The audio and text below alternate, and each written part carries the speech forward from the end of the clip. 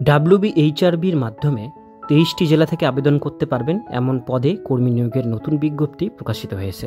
বিজ্ঞপ্তি অনুসারে কি কি পোস্টে আপনারা আবেদন জানাতে পারবেন, আবেদন করবার জন্য কি কি এলিজিবিলিটি ক্রাইটেরিয়া লাগবে, কিভাবে আবেদন করবেন, এই সমস্ত বিষয় নিয়ে আজকে ভিডিওটির মধ্যে আলোচনা করব। ভিডিওটিকে স্কিপ না করে প্রথম থেকে শেষ পর্যন্ত মনোযোগ সহকারে দেখতে থাকুন।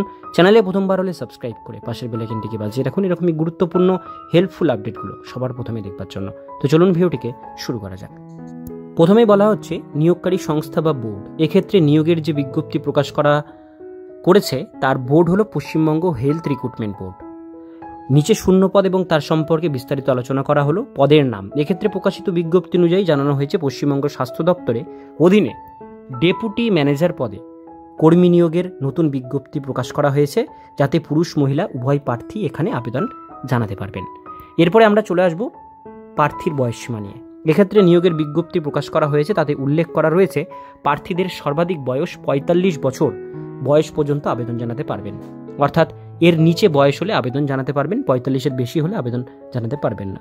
মাসিক বেতন, যে সমস্ত প্রার্থীরা এই পদে নিযুক্ত হবেন সেই প্রার্থীকে মাসিক বেতন হিসাবে 56,100 টাকা দেয়া হবে।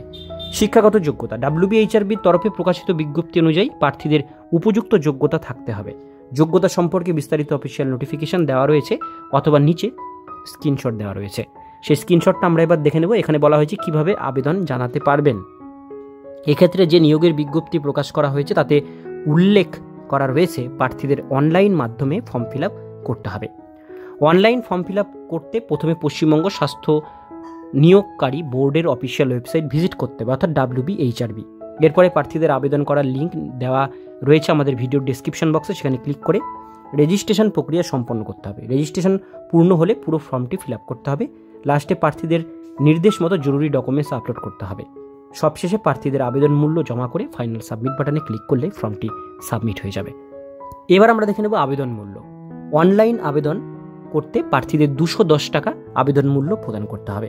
নিয়োগ প্রক্রিয়া, যোগ্যতার ভিত্তিতে যে সমস্ত প্রার্থীরা সফলভাবে আবেদন জানাবেন সে সমস্ত প্রার্থীদের কোন রকম লিখিত পরীক্ষা ছাড়াই অর্থাৎ সরাসরি ইন্টারভিউর মাধ্যমে নিয়োগ দেওয়া হবে। তবে প্রার্থীদের অবশ্যই উপযুক্ত যোগ্যতা থাকতে হবে, তবেই আপনারা ইন্টারভিউ দিয়ে চান্স পেতে পারেন। আবেদন করার পূর্বে অবশ্যই যোগ্যতা, বয়স, আবেদন পদ্ধতি, নিয়োগ প্রক্রিয়া সম্পর্কে বিস্তারিত তথ্য জানতে অফিসিয়াল নোটিফিকেশন ডাউনলোড করে দেখে নিয়ে তারপরে আবেদন করবেন। লিঙ্ক আমি ডেসক্রিপশন বক্সে আপনাদের জন্য দিয়ে রাখবো। আজকের ভিডিও এতটুকুন পর্যন্তই। ভিডিওটি কেমন লাগলো কমেন্টে জানাবেন, ভালো লাগলে লাইক করবেন। এরকমই নিত্য নতুন চাকরির আপডেট পেতে গেলে চ্যানেলটিকে সাবস্ক্রাইব করে পাশের বেল আইকনটিকে অবশ্যই বাজিয়ে রাখবেন।